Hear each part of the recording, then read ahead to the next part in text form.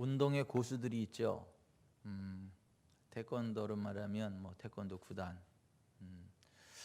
또 무슨 탁구를 하면 뭐 이에리사와 같이 이렇게 똑같은 운동을 하지만 취미로 운동을 하는 사람하고 운동을 업으로 삼고 하는 사람들 그 수준이 좀 다르죠.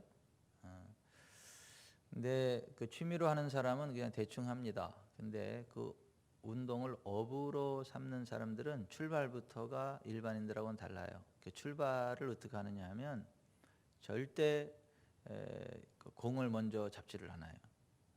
이를테면 탁구, 또 골프는 안 배워봐서 모르겠는데 제가 탁구는 배워봐서 아는데 탁구, 아마 골프도 마찬가지지 않을까 싶은데 탁구 절대 공을 만지지 못하게 하고,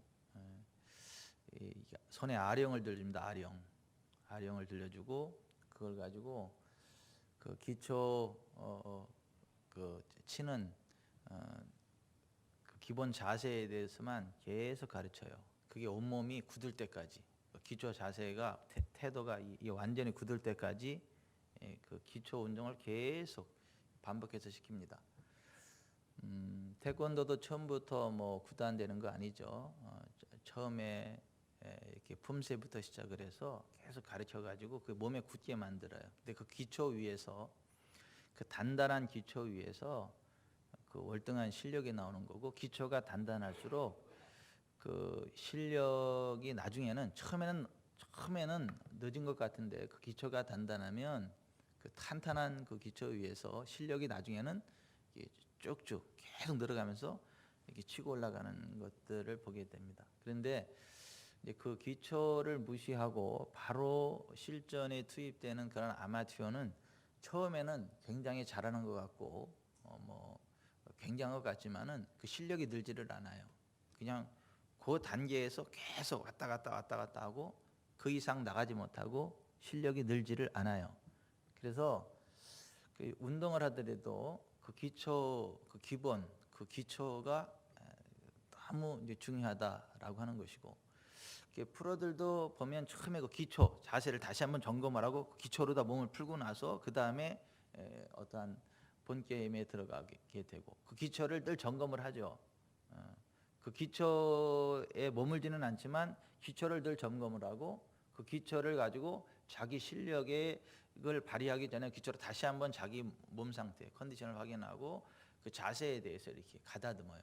그래야 그 월등한 그 실력이 나온다라고 하는 건데, 우리의 신앙생활, 우리의 영성도 마찬가지라고 하는 거예요. 이 교회가 세워지는 것도 마찬가지고 우리의 신앙, 우리의 영성, 우리의 믿음, 그것도 마찬가지라고 하는 거예요. 기초가 중요하다. 그 기초가 단단히 다져져야 되고, 또 그 기초만 가지고 모든 걸 할 수 있는 건 아니지만 기초를 버리고 그 다음 단계로 나아가야 되지만은, 버린다는 게 완전히 무시한다는 게 아니고, 그것만 주구장창 그것만 하는 게 아니고 이제 했으면 그 다음 단계로 치고 올라간다, 이런 측면에서 버린다는 거지. 이걸 뭐 지워버린다든가 두 번 다시 할 필요가 없다든가 그러한 측면이 아니다라고 하는 것을 좀 기억해 보실 필요가 있습니다. 그래서 기초가 굉장히 중요하다. 그 갓난아이가 태어났을 때 그 어머니의 모유, 그 초유, 그걸 잘 먹어야 튼튼하다 그러죠. 몸에 면역이 이렇게 확 생긴다 그러죠. 그래서 그 초유를 먹는 동안에 사람도 그렇고 짐승도 그렇고 그 초유를 먹어주면 그 몸의 면역력, 강한 면역력이 생성이 되고, 그래서 웬만한 그 균들은 다 막아내고 튼튼한 기초를 형성해 나가는데, 어렸을 때 그 우유, 초유를 잘 먹어주지 않으면 어딘가 좀 몸에 균형이 맞지 않는 부분이 있고, 그 뭐 멀쩡한 것 같은데 좀 허당이 있어요. 이렇게 빈대가 있고 좀 뭔가 구멍난 부분이 있고 그래요. 그래서 사람이고 짐승이고 이제 갓 태어났을 때의 중요한 게 초유, 그 모유를 먹는 게 그만큼 중요하다. 인위적으로 조작해서 만들어낸 그거하고 하나님께서 만드신 그 원리대로 해서 나오는 그 초유하고는 이게 비교할 게 아니다. 그 우리가 신앙생활하는 데 있어서도 역시 마찬가지예요. 그 어머니의 모유와 같은 초유와 같은 말씀의 젖, 진리의 젖을 충분히 잘 섭취하고 기초를 잘 섭취해야 우리가 그리스도의 장성한 분량에 이르기까지 탄탄대로 성장해가지 그 기초 초보를 무시하고 인스턴트와 같이 그냥 간단한 교리 몇 개를 가르치고 어떤 삶에 적용할 수 있는 설교 몇 편 간단하게 듣고 그래서 그 그리스도인다운 그리스도인이 만들어진다든가 그 예수 그리스도의 장성한 분량에까지 이를 수 있는 그리스도인이 만들어진다든가 또 천국에 가서 그 하나님 보호자로 나아가고 해와 달과 별과 별의 영광이 다른 것처럼 하나님 나라에 갔을 때 각자에게 주어진 상급과 멸관이 다르고 하나님 앞에서는 위치가 달라지는데 기왕이면 해와 같은 그 하나님의 영광의 반열에 서서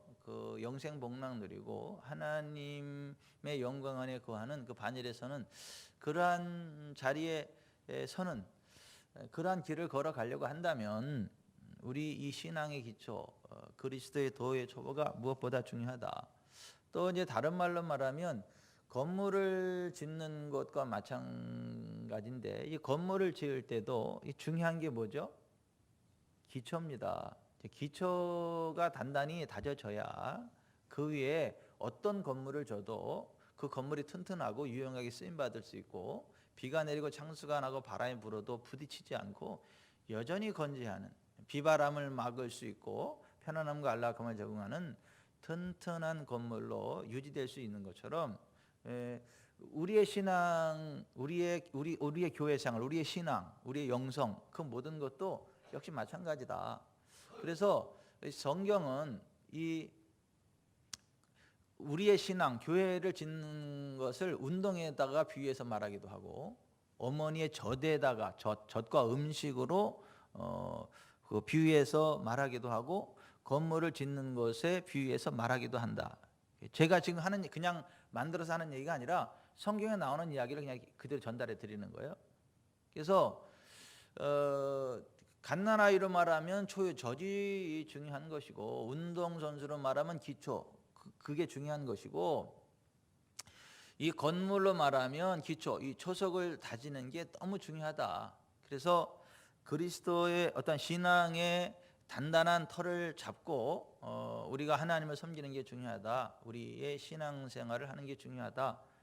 그래야 우리가 중간에 무너지지 않고 또 예수 그리스도의 장성한 분량에 이르기까지 우리가 영혼이 잘되고 범사가 잘되고 강건케 되고 이 땅에 하나님 나라를 세워가고 하나님의 영광을 드러냈던 예수 그리스도와 같은 삶을 살아가게 되지.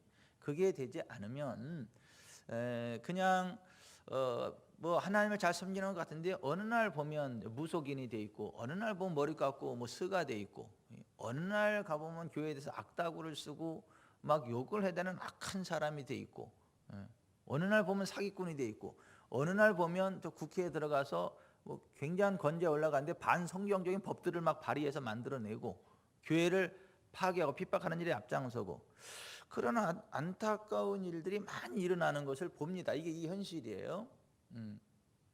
왜 그런가? 이게 신앙의 기초가 잘못돼서 그렇다. 신앙의 터가 제대로 다져지지 않아서 그렇다. 그래서 우리가 이 신앙의 터를 잘 다지는 게 굉장히 중요하다. 이 세상 살아가는 동안에도 그리스도 예수 안에서 로얄 패밀리 왕 같은 제사장으로 하나님의 왕족으로 왕 같은 제사장으로 이 땅을 살아가게 되고 그리고 많은 사람들 하나님께로 인도하고 또 인생 졸업하고 하나님 나라 들어갈 뿐만 아니라 하나님 영광 해와 같은 하나님 영광의 반열에 서게 되는 그 기초가 너무 중요하다. 신앙의 터를 잡는 게 너무 중요한 것이다. 그래서 지금 이제 금요일마다 이 신앙의 터잡기라는 주제를 가지고 지금 말씀을 나누고 있는데 오늘의 그 신앙의 터잡기 5번째 시간이에요. 오늘 신앙의 터잡기 5번째 시간을 진행을 하는데 우리가 잡아야 할 그 신앙과 교회의 그 첫 번째 터가 뭐냐면 예수 그리스도께 대한 올바른 신앙 고백이에요. 예수 그리스도께 대한 올바른 신앙 고백. 예수님이 이 땅에 교회를 세우고 또 그 천국 열쇠를 베드로에게 줄 때 그 베드로가 어떤 신앙 고백을 했냐면 예수 그리스도 당신은 그리스도시요 살아계신 하나님의 아들이십니다 라는 고백을 했을 때 바요나 요한의 아들 그런 얘기예요. 바요나 시몬아 내가 복이 있도다. 이를 내게 알게 하니는 혈육이 아니요 하늘에 계신 내 아버지니라. 내가 천국 열쇠들을 내게 주리니 내가 무엇인지 땅에서 매면 하늘에서 매일 것이고 내가 무엇인지 땅에서 풀면 하늘에서도 풀리리라. 이렇게 말씀을 하셨어요. 그러니까 예수 그리스도가 그리스도시고 살아계신 하나님의 아들이십니다 라고 하는 이것이 신앙의 첫 번째 중요한 터가 된다라고 하는 것입니다. 여러분 예수님만이 그리스도이십니다. 예수님만이 살아계신 하나님의 아들이십니다. 예수님만이 하나님께로 나가는 길, 진리, 생명이 되십니다. 여러분 예수 그리스도로 말미암아 하나님을 믿는 거지 뭐 붓다를 통해서도 하나님을 믿고 알라를 통해서도 하나님을 믿고 뭐 공자를 통해서도 하나님을 믿고 뭐 그러는 거 아니에요. 오직 예수 그리스도로 말미암아 하나님께로 나아갈 수 있고 예수 그리스도로 말미암아 하나님을 믿을 수 있고 예수 그리스도로 말미암아 하나님의 영광 안에 거한다는 걸 믿으시기 바라요. 다른 이로서는 구원을 받을 수 없나니 천하 사람 중에 구원을 받을 만한 다른 이름을 우리에게 주신 일이 없다. 사도행전 4장 12절에 그렇게 말했잖아요. 주님의 수제자 베드로가 그렇게 이야기한 건데 주님이 그렇게 말씀하신 거잖아요. 내가 곧 길이요 진리요 생명이니 나로 말미암지 않고는 아버지께로 올 자가 없느니라. 요한복음 14장 6절에 예수님 그렇게 말씀하셨는데 여러분 그 베드로전서 1장 21절에 보면 너희는 예수 그리스도를 죽은 자 가운데서 살리시고 영광을 주신 하나님을 그리스도로 말미암아 믿는 자니 너희 믿음과 소망이 하나님께 있게 하셨느니라 했어요. 따라서 해보십시다. 하나님을 그리스도로 말미암아 믿는 자. 하나님을 그리스도로 말미암아 믿는 자. 여러분 하나님을 그리스도로 말미암아 믿는 것입니다. 예수 그리스도로 말미암아 믿는 거예요. 감리교 신학대학 학장을 지냈던 변선한 신학 박사가 이거 부인한 거잖아요. 예수 그리스도 밖에도 구원이 있다. 교회 밖에도 구원이 있다. 신학대학 학장이 그렇게 이야기하고 가르친 거 아니야 학생들을. 그랬을 때 지금 뭐 하늘나라 가셨고 저의 영적인 멘토, 저의 기름 부음의 어떤 그 기름 저에게 부어진 기름 부음의 사람 김홍도 목사님. 그 김홍도 목사님이 잘라버린 거잖아요. 금남감리교에서 잘라버렸어요. 왜냐하면 금남감리교에서 워낙 돈을 많이 내서 학교를 세워가니까 학교 이사하고 이제 그렇게 해서 잘라버렸어요. 잘라버리는 게 맞죠. 근데 여러분 이 예수 그리스도의 유일한 구세주 되심을 구원자 되심을 부인하는 그런 신학자들이 많습니다. 그런 교회들이 많고 또 그 기초가 견고히 서 있지 않다 보니까 WCC 하는 거예요. 부산 WCC 하고 나서 우리나라에 여러 가지 저주스러운 일들이 많이 벌어지고 있지 않습니까? 하나님의 진노와 심판을 받는 일들이 굉장히 많이 벌어지고 있잖아요. 그 사건 이후에. 우리가 교회의 기초, 신앙의 기초는 예수 그리스도만이 그리스도시고 살아계신 하나님의 아들이십니다 라고 하는 이 기초에 잘 서시길 바랍니다.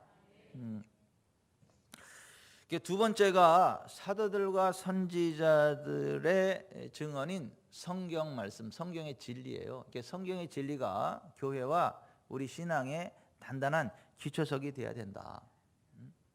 이 성경 66권만이 유일한 우리의 신앙의 기초입니다. 코란 아니에요. 몰몬경 아니에요. 통일교 원리강론 아니에요. 에베소서 2장 20절에 보면 너희는 사도들과 선지자들의 터 위에 세우심을 입은 자라. 그리스도 예수께서 친히 모퉁이 돌이 되셨느니라. 그의 안에서 건물마다 서로 연결하여 주 안에서 성전이 되어가고 너희도 성령 안에서 하나님의 거하실 처소가 되기 위하여 그리스도 예수 안에서 함께 지어져 가느니라. 그리고 3장 5절 6절에 이제 그의 거룩한 사도들과 선지자들에게 성령으로 나타내신 것 같이 다른 세대에서는 사람의 아들들에게 알리지 아니하셨으니 이는 이방인들이 복음으로 말미암아 그리스도 예수 안에서 함께 상속자가 되고 함께 지체가 되고 함께 약속에 참여하는 자가 됨이라 했어요.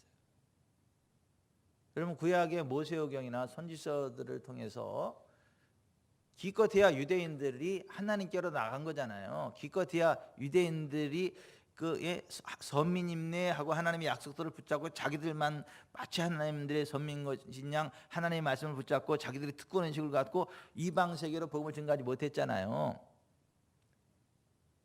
근데 예수 그리스도께서 이 땅에 오셔서 성령으로 浸전을 받으시고 성령을 부어줘 가지고 예루살렘과 온유대와 사마리아 땅끝까지로 복음의 증인 되게 하셨잖아요. 예수 그리스도의 증인 되게 하셨잖아요. 그 사도들로 말미암아 이방인들까지 다 하나님께로 나올 수 있는 모든 풍성한 계시가 다 완성이 됐다는 거예요. 사도들에게 성령으로 그 진리를 나타내셔 가지고. 그래서 사도 요한, 사도 바울을 끝으로 이 성경의 계시가 완성이 됐다. 더 이상 또 다른 성경 계시가 나오지 않는다. 또 다른 성경 계시를 말하면 그건 이단인 거예요. 창세기부터 요한계시록까지 이 성경의 진리가 완성이 됐다. 그래서 우리는 우리의 신앙의 기초는 이 성경 66권에 있는 것이다. 그래서 우리의 신앙의 또 두 번째는 사도들과 선지자들의 증언인 성경의 진리. 그것이 우리들의 신앙의 터전이 되어야 되고 항상 우리가 우리의 믿음을 점검해 볼 때에 어떤 설교를 점검해 볼 때에 어떤 가르침들을 점검해 볼 때에 덮어놓고 믿으면 안 되고 성경을 펴놓고 성경의 진리를 확인을 하면서 성경의 진리와 일치되면 그거는 맞는 것이고 성경의 진리와 일치되지 않으면 그거는 틀린 겁니다. 그래서 우리의 신앙의 틀을 그런 식으로 점검을 해 나가야지 전통에 맹종하면 안 돼요. 그래서 예수님 당시에 바리새인 서기관들 그 당시 유대인들을 향해서 뭐라고 이야기한 거예요? 너희 전통으로 하나님의 말씀을 폐한다. 사람의 계명과 교훈으로 하나님의 계명을 폐한다 이렇게 말했잖아요.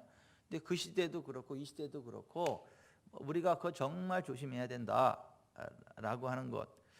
이제 그리고 나서 오늘 히브리서 6장에 보면 그리스도의 도의 초보 6가지가 나와요. 이 그리스도의 도의 초보 6가지 위에 우리의 신앙의 터를 단단하게 세워야 된다라고 하는 건데 히브리서 6장 1절 2절을 다시 한번 보면 자 우리가 그리스도의 도의 초보를 버리고 죽은 행실을 회개함과 하나님께 대한 신앙과 침례들과 안수와 죽은 자의 부활과 영원한 심판에 관한 교훈의 터를 다시 닦지 말고 완전한 대로 나아갈지니라 이렇게 되어 있지 않습니까? 여기에 보면 그리스도의 도의 초보 6개가 나와요. 이게 우리의 신앙 기초를 잡아주는 우리가 예수 그리스도의 장성한 분량에 이르기까지 우리의 그 단단한 기초가 되주는 6가지 도의 초보, 도의 기초 어떤 신앙의 터가 된다라고 하는 것이에요. 이 6가지 기초 위에 단단히 서야 우리가 시간이 지나면 지날수록 그 갓난아이가 유아가 되고 어린이가 되고 청소년이 되고 어른이 되고 부모가 되고 막 그러는 것처럼 우리의 신앙이 그리스도의 장성 분량으로 쭉쭉쭉쭉쭉 성장해 가게 되는데 이 6가지의 기초가 제대로 세워지지 않으면 때가 오래도 성장하지 않는다. 계속해서 그리스도의 도의 초보 가운데만 머물 그거를 배워야 될 처지에 있어요. 정확히 배우지 않으니까 배워야 될 만 처지에 있고 그 위치에서 성장해 가지 않는다. 그러니까 이 도의 초보 6가지를 단단하게 세워가야 된다라고 하는 것을 지금 이야기하고 있는 거예요. 그래서 5장 12절에 때가 오래되었으므로 너희가 마땅히 선생이 되었을 터인데 너희가 다시 하나님의 말씀의 초보에 대하여 누구에게서 가르침을 받아야 할 처지이니 단단한 음식은 못 먹고 젖이나 먹어야 할 처지가 되었도다. 여러분, 단단한 음식을 먹는 장성한 자의 분량에 서시기를 바랍니다. 아멘. 그 6가지를 쭉 보는데 죽은 행실을 회개함, 하나님께 대한 신앙, 믿음, 요거 우리가 살펴봤죠. 오늘은 3번째 침례들에 대해서 함께 좀 살펴볼 건데요. 히브리서 기자가 지적한 첫 번째 기독교의 기본 진리는 회개였고, 두 번째 기본 진리는 믿음이었어. 순서가 믿음이 먼저예요, 회개가 먼저예요? 회개가 먼저입니다. 회개하고 복음을 믿는 거지 복음을 믿고 회개하는 게 아니에요. 그래서 첫 번째가 회개고 두 번째가 믿음이에요. 세 번째가 침례들이라고 하는 거예요. 성경은 이 침례들, 그러니까 복수로 이야기하고 있어요. 그러니까 하나의 침례가 아니고 여러 개의 침례가 있다. 침례들을 우리가 알고 있어야 된다라고 하는 거예요. 우리가 죄를 회개하고 예수님을 주님으로 영접하는 그 믿음을 갖잖아요. 그러면 곧바로 침례를 받아야 되는 거예요. 침례. 이 침례는 받아도 되고 안 받아도 되는 게 아니라 반드시 받아야만 하는 거예요. 그래서 예수님이 마가복음 16장 15절에 부활하신 예수님이 제자들에게 나타나셔서 너희는 온천에 다니며 만민에게 복음을 전파하라. 그리고 나서 한 말씀이 뭐예요? 믿고 침례를 받는 사람은 구원을 얻을 것이요 믿지 않는 사람은 정죄를 받으리라. 따라서 하십시다. 믿고 침례를 받는 사람은 구원을 받을 것이요. 누가 구원받는다고요? 예, 복음을 믿고 침례를 받는 사람은 구원을 받는다고요. 이렇게 이야기하면 또 이러죠. 그 침례 안 받으면 구원 못 받아요? 꼭 침례 받아야 돼요? 이렇게 질문 안 하면 꼭 나와요. 그럼 저는 또 뭐라 그래요? 믿고 침례 받으면 구원 받습니다. 그러니까 목사님, 침례 안 받으면 구원 받는다는 얘기, 못 받는다는 얘기, 침례 받아야 된다는 얘기, 안 받는다는 얘기요. 또 물어봐. 그러면 예, 믿고 침례를 받으면 구원을 받습니다. 그러니까 목사님, 침례를 꼭 받아야 구원 받는 거냐고. 예, 믿고 침례를 받으면 구원을 받을 것입니다. 완전 사후정 대화하고 있어. 계속. 그냥 예수님이 믿고 침례를 받으면 구원을 얻을 것이요. 그럼 그냥 믿고 침례 받으세요. 자꾸 따질 생각하지 말고 거기다가 자꾸 자기 생각 집어넣고 뭐 이렇게 교리적으로 막 또 말장난 하려고 하지 말고 그냥 예수님을 주님으로 믿었으면 침례 받으세요. 그러면 구원을 받습니다. 이게 중요한 6가지 그 도의 초보 가운데 세 번째가 침례들이라고 하잖아요. 근데 그 침례들 가운데 하나가 뭐냐면 물침례다. 물침례. 그리고 사도행전 2장 38절에도 보면 베드로가 이르되 너희가 회개하여 각각 예수 그리스도의 이름으로 침례를 받고 죄 사함을 받으라. 참고적으로 한글 성경에서는 세례라고 번역을 하기도 하고 침례라고 번역을 하기도 하는데 침례가 맞는 번역이에요. 성경 언어인 헬라 언어는 밥티조, 물에 담근다 그런 말이에요. 이게 명사형 밥티스마, 물에 잠김 이런 말이에요. 물속에 완전히 잠그는 거지 물 뿌리는 거 아니에요. 그러면 세례 줄 때 세례 준다 그러면서 요 정수리에다가 물을 해가지고 찌뿌려 성부와 성자와 성령으로 이 정수리에다 뿌려요. 왜 그러죠? 물속에 다 집어넣는 게 맞는데 다 들어갔다고 치고 요 정수리만 남아 다 치고 거기다 물 찍어 바르자 이런 얘기예요. 상징적으로.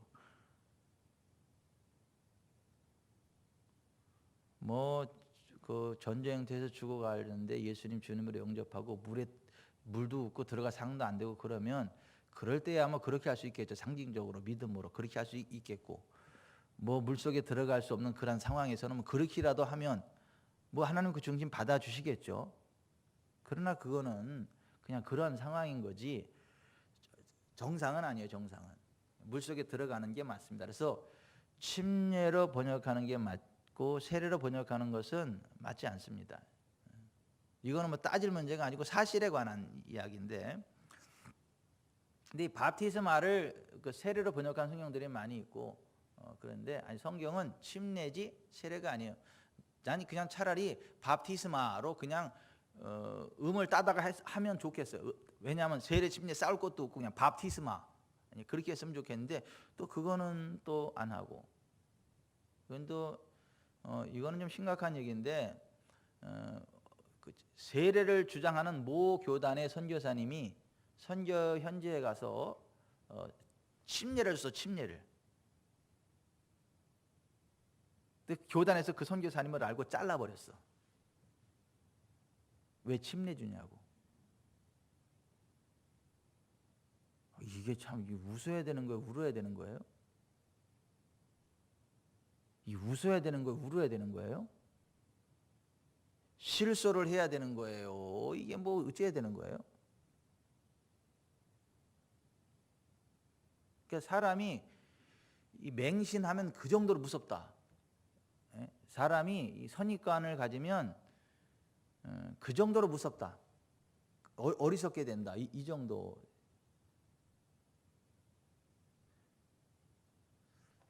그게 뭐 선지자님 자를 일이에요, 그게? 성경에 침례주라서 침례 주는데 뭐가 잘못됐다고? 너희 베드로가 이르되 너희가 회개하여 각각 예수 그리스도의 이름으로 침례를 받고 죄 사함을 받으라. 그리하면 성령의 선물을 받으리니. 자, 물 침례 받고 나면 또 받는 게 하나 있어요. 성령의 선물, 성령 침례가 있어요. 이 약속은 너희와 너희 자녀와 모든 먼데 사람 곧 우리 주 우리 하나님이 얼마든지 부르시는 자들에게 하신 것이라 하고, 또 여러 말로 확증하며 권하여 이르되 너희가 이 패역한 세대에서 구원을 받으라 하니, 그 말을 받은 사람들은 침례를 받음에 이 날에 신도의 수가 3,000이나 더하더라. 그들이 사도의 가르침을 받아 서로 교제하고 떡을 떼며 오로지 기도하기를 힘쓰니라고 되어 있어요. 그러니까 회개하여 예수 그리스도의 이름으로 침례를 받으면 죄 사함을 받는다고 되어 있잖아요. 그리고 나서 성령의 선물을 받는다. 사도행전 2장 38절이에요. 김영래 집사님 성경을 찾는 것 같아가지고. 그러니까 물침례 이후에 또 성령을 선물로 받는 성령 침례가 있다라고 하는 것을 성경이 말하고 있어요. 그래서 이 성경에서는 침례 단수를 이야기하지 않고 침례들을 알아야 된다. 이 복수 침례에 대해서 말씀하고 있는 거예요. 그러니까 보통은 물 침례와 성령 침례를 지칭하는 것으로 이해합니다. 그런가 하면 유대인의 정결례와 요한의 침례와 기독교의 침례를 통칭한 것으로 보는 사람들도 있습니다. 또는 요한의 침례와 기독교의 침례로 보는 사람들도 있습니다. 근데 그러한 견해들과는 달리 성경에서는 거듭남의 침례, 물 침례, 성령 침례 세 가지를 말씀하고 있어요. 따라서 하십시다. 거듭남의 침례, 물 침례, 성령 침례. 이 세 가지를 성경이 이야기해요. 다시 한번. 거듭남의 침례, 물 침례, 성령 침례. 성경은 이 세 가지를 이야기하고 있고, 이 세 가지를 정확히 알아야 돼요. 우리가 영적으로 성장해 가려면, 우리의 믿음이 올바로 서려면 이 성경이 말씀하고 이 세 가지 침례의 의미를 정확히 알게 되고 알아야 되고, 이 세 가지 침례를 다 누려야 된다라고 하는 거예요.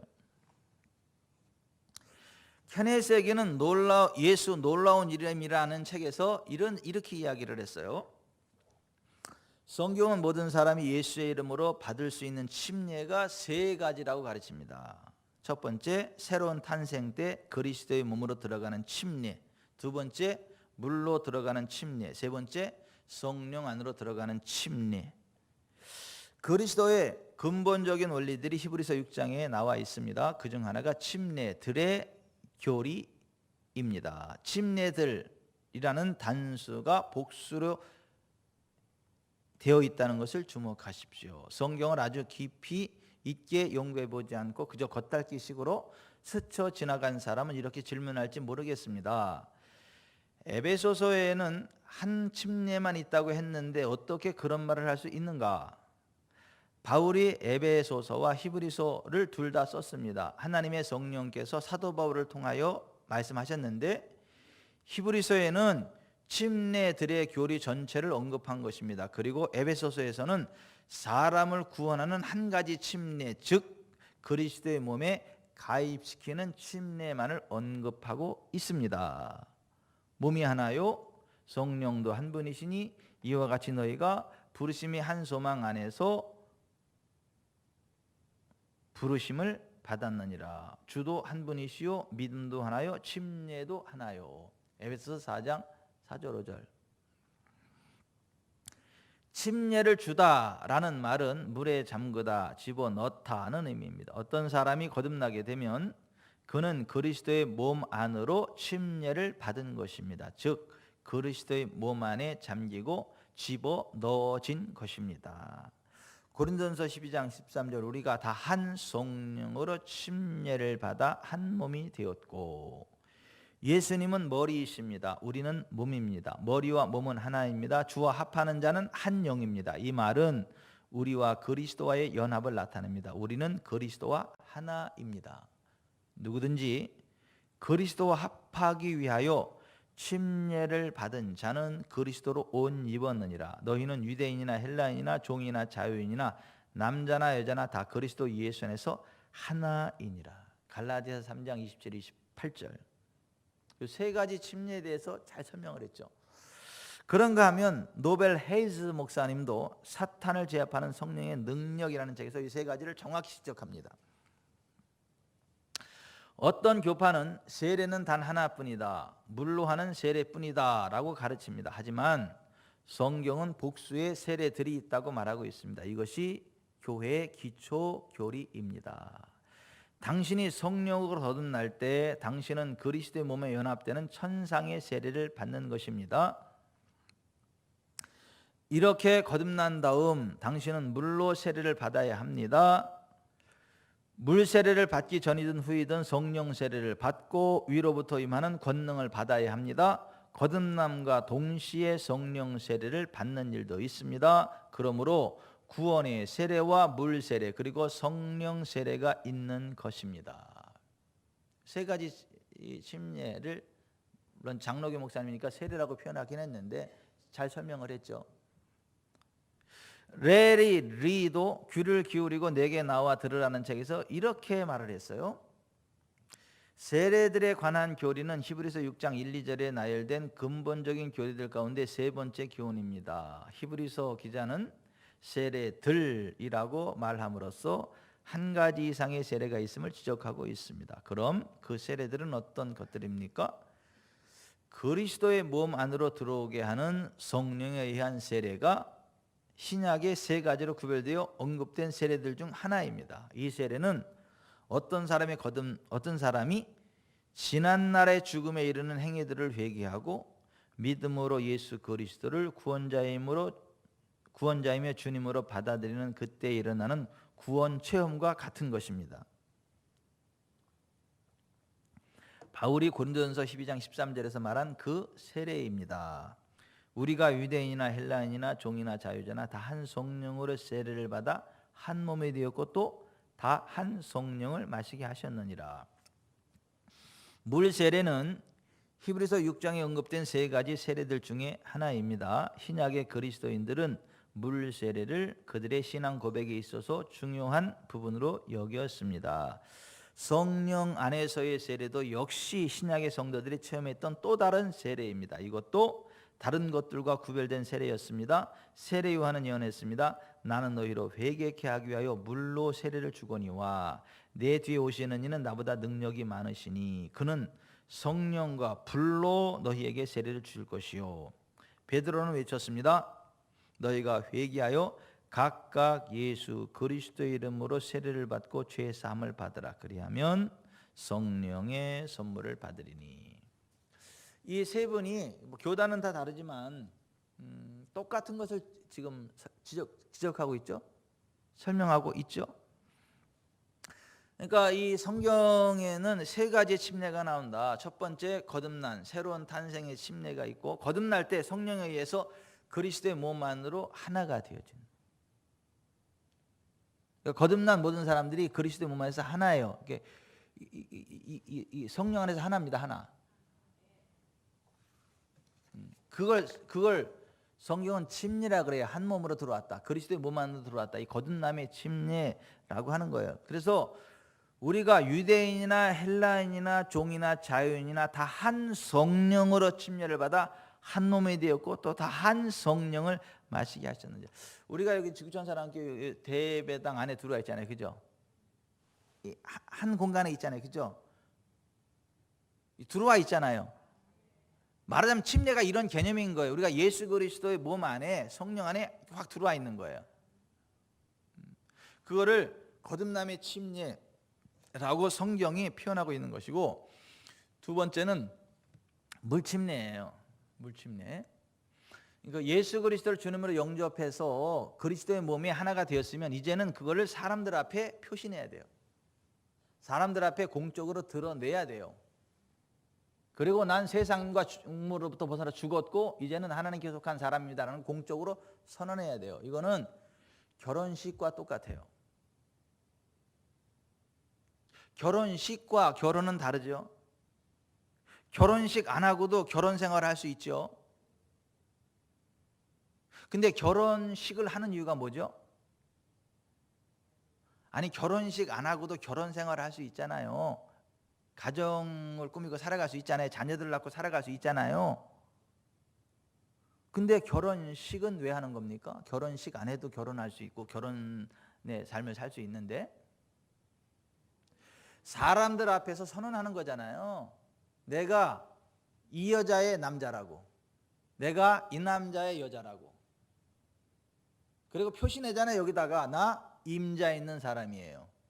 더 이상 나한테 껌뻑껌뻑하지 마세요. 더 이상 나한테 이상한 맘 품고 접근하지 마세요. 선언하는 거잖아요. 주인이 있는 몸이라고.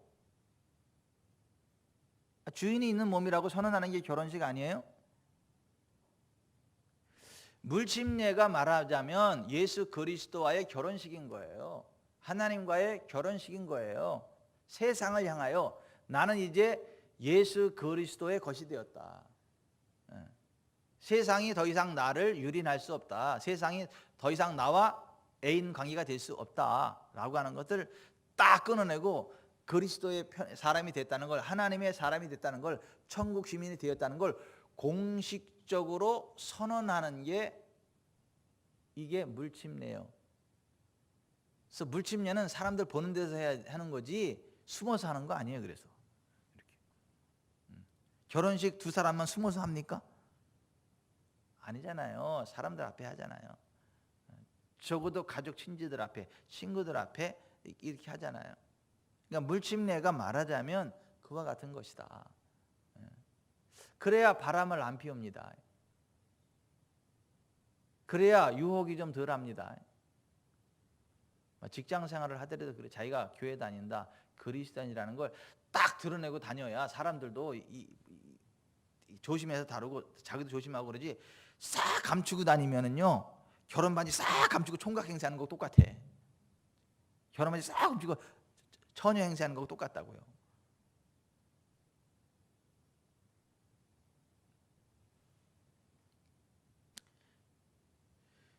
예수께서 나와 말씀하여 이르시되 하늘과 땅의 모든 권세를 내게 주셨으니 그러므로 너희는 가서 모든 민족을 제자로 삼아 아버지와 아들과 성령의 이름으로 침례를 베풀고 내가 너에게 분부한 모든 것을 가르쳐 지키게 하라. 볼지어다 내가 세상 끝날까지 너희와 항상 함께 있으리라.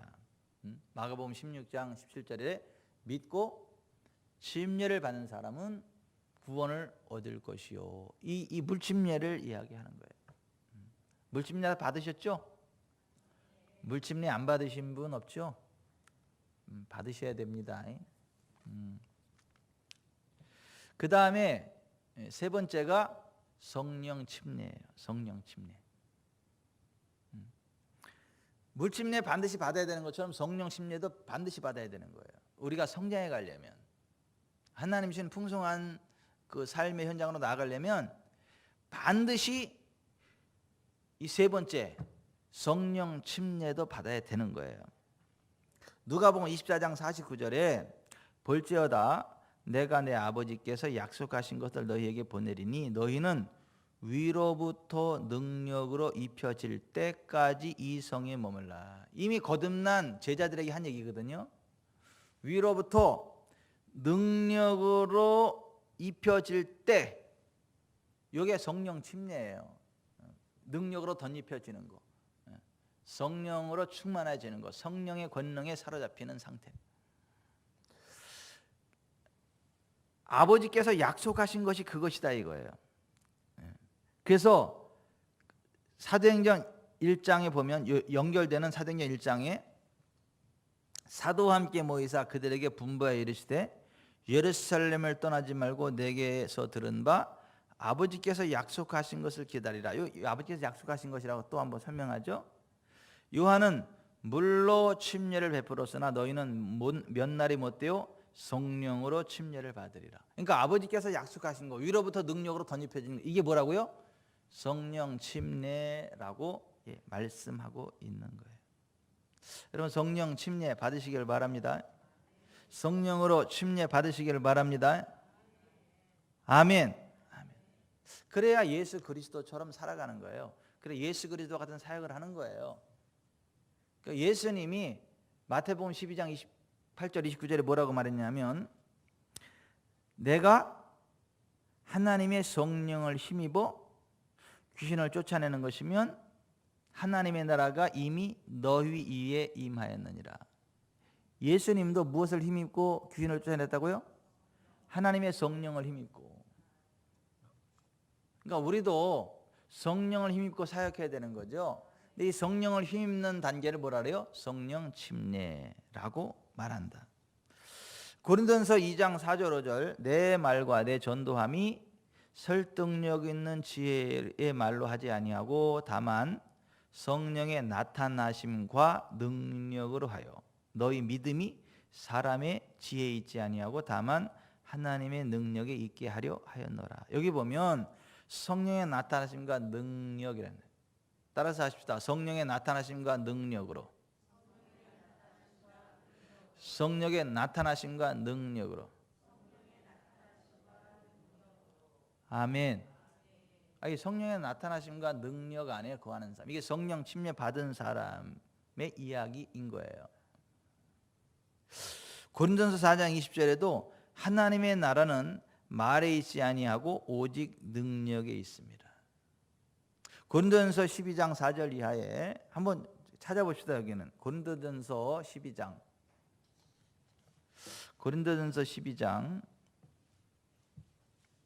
4절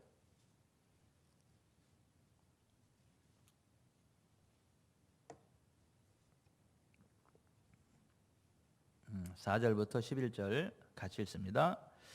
은사는 여러 가지나 성령은 같고 직분은 여러 가지나 주는 같으며 또 사역은 여러 가지나 모든 것을 모든 사람 가운데서 이루시는 하나님은 같으니 각 사람에게 성령을 나타내심은 유익하게 하려 하심이라. 어떤 사람에게는 성령으로 말미암아 지혜의 말씀을, 어떤 사람에게는 같은 성령을 따라 지식의 말씀을, 다른 사람에게는 같은 성령으로 믿음을, 어떤 사람에게는 한 성령으로 병 고치는 은사들을, 어떤 사람에게는 능력 행함을, 어떤 사람에게는 예언함을, 어떤 사람에게는 영들 분별함을, 다른 사람에게는 각종 방언 말함을, 어떤 사람에게는 방언들 통역함을 주시나니 이 모든 일은 같은 한 성령이 행하사 그의 뜻대로 각 사람에게 나누어 주시는 것이니라. 아멘. 이 성령 침례를 받고 나면 이와 같은 은사들이 나타나요. 이 9가지 기초적인 은사들이 나타나요. 저와 여러분의 삶 가운데 이와 같은 은혜가 있기를 바랍니다. 이 거듭남 이후에 주어지는 거다. 이 성령 침례가 따로 있어요. 이거 받으셔야 돼요. 이거 사모하셔야 되고 받으셔야 됩니다. 이 성령 침례 인정하는 분들이 많습니다. 거듭나면 그냥 성령 받은 거고, 그런 거지 무슨 또 성령 침례를 받고 성령을 다시 받냐, 뭐 이렇게 이야기하는 분들이 많아요. 이번에 베트남에 갔을 때도 어떤 목사님이 그 질문을 하더라고요. 성령이여 임하소서 이렇게 이제 기도해야 된다 그랬더니 거듭날 때 성령을 받은 거고 성령이 함께 하는 건데 뭘 또 성령이 임하소서 그렇게 기도를 해야 되는 건지 그 이해를 잘 못하겠다 이렇게 질문을 하더라고요. 그분은 침례교 목사님이신 것 같아요. 침례교회에서는 그런 질문을 이렇게 하는 거 보니까 그래서 제가 그래요. 제가 제 아내와 한 집에 살지만 제가 제 아내와 각방을 쓰고 살 수도 있고 밥을 먹을 때도 따로 먹을 수도 있고 대화를 안 할 수도 있고 그렇지만 제가 제 아내와 함께 살 때 같이 대화를 나누면서 살 수 있고 설거지를 같이 할 수 있고 밥을 같이 먹을 수 있고 이렇게 서로 교통하고 도와주며 이렇게 살아갈 수가 있는데 거듭날 때 성령님이 내 안에 내주한다는 것과 그 성령님과 내가 교통하고 성령님의 도우심을 힘입고 성령님과 교통하고 성령님과 하나 되어 살아가는 것은 다릅니다. 성령이여 임하소서라는 말은 성령님과의 교제를 이야기하는 것이고 성령님의 도우심을 힘입는다는 얘기를 하는 것이고 성령님과 대화를 하는 것이고 교제 가운데 살아가는 것을 이야기하는 것이고 성령님은 아니 계신 곳이 없으신데 온 땅과 온 하늘 아니 계신 곳, 온 천지에 충만하신 편지하신 하나님이시고 또 우리가 예수 영접할 때 우리 안에 들어오신 내주하시는 성령님이시기도 한데 성경은 두 가지를 이야기합니다. 위로부터 임하시는 능력으로 덧입히시는 성령의 능력이 있고 내 안에 계신 성령님의 능력으로 나타나시는 그러한 내적인 역사 두 가지를 다 이야기하고 있는데 하나의 동전에 앞뒷면이 있는 것처럼 성령의 임하심도 역시 그런 것입니다. 질문이 됐나요? 아니 질문에 해답이 됐나요? 이제 했더니 이해가 된다고. 이걸 너무 교리적으로만 생각해요 사람들이. 성령 침례를 성령의 임하심을 교리적으로만 생각해요. 논리적으로만 생각을 해요. 인격적으로 생각을 하지 않고. 여러분 그 성경에 보면 사도행전 8장에 보면 사마리아 교회에게 나오죠. 사마리아 교회 성도들이 거듭난 성도들이에요? 거듭나지 않은 성도들이에요? 거듭난 성도들입니다. 빌립이 하나님 나라와 주 예수 그리스도의 이름에 관해 전도함을 듣고 그들이 믿고 남녀가 다 침례를 받았어요. 믿고 침례 받았다니까요. 그런데 성령의 임재는 없었어요. 그래서 사도행전 8장 12절부터 보면 여기다 한번 펴서 봅시다. 사도행전 8장.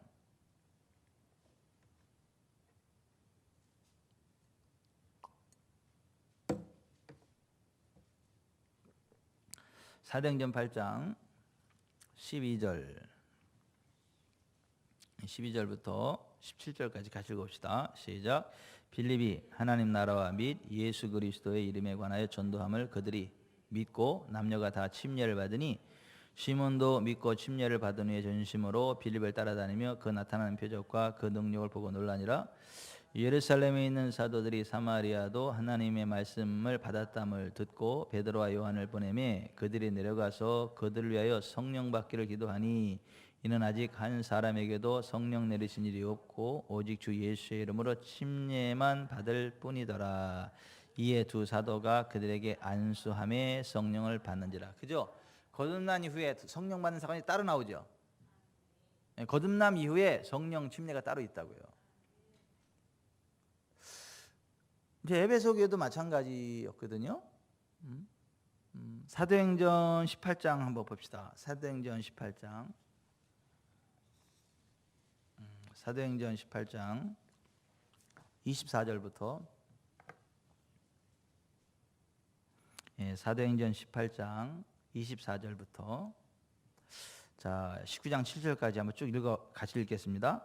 알렉산드리아에서 난 아볼로라는 유대인이 에베소에 이르니 이 사람은 언변이 좋고 성경에 능통한 자라. 그가 일찍이 주의 도를 배워 열심으로 예수에 관한 것을 자세히 말하며 가르치나 요한의 침례만 알 따름이라. 그가 회당에서 담대히 말하기 시작하거늘 브르스길라와 아굴라가 듣고 데려다가 하나님의 도를 더 정확하게 풀어 이르더라.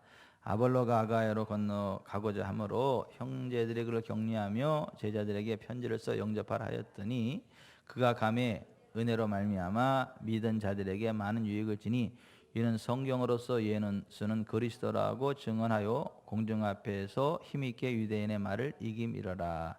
아볼로가 고린도에 있을 때에 바울이 위치방으로 다녀 에베소에 와서 어떤 제자들을 만나 이르되 너희가 믿을 때에 성령을 받았느냐 이르되 아니라 우리는 성령의 계심도 듣지 못하였노라.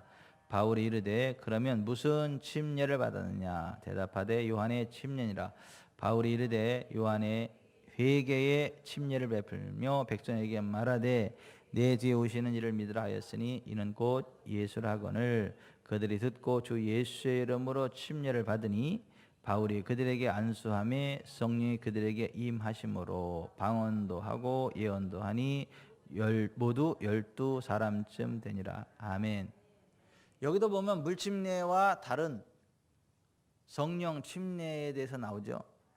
예수 그리스도를 믿는 거듭남의 침례와 별도로 성령이 임하는, 성령을 받게 되는 성령 침례가 별도로 나오죠. 그러니까 성경은 세 가지 침례를 이야기한다고요. 첫 번째 뭐라고요? 거듭남의 침례. 두 번째 뭐라고요? 물침례. 물침례는 뭐하고 똑같다고요? 결혼식하고 똑같다고요. 세 번째가 뭐라고요? 성령 침례. 이 세 가지 침례를 다 받으시기 바랍니다. 이 세 가지 침례 가운데에 하나님 주시는 영광의 길 달려가게 되시기를 주 예수 그리스도의 이름으로 축원해 드립니다. 오늘 이 저녁에 그 성령으로 충만하게 되시고 이미 성령 침례 받으신 분은 기도할 때 제가 안수할 때 그 성령의 다시게 불일듯 솟아 올라오기를 바랍니다. 혹시 성령 침례와 상관없이 사는 분이 혹시라도 이 가운데 계신다면 오늘 제가 안수할 때 성령의 그 임재 하심이 훅 흘러 들어가기를 바랍니다. 성령 침례가 훅 부어지기를 바랍니다.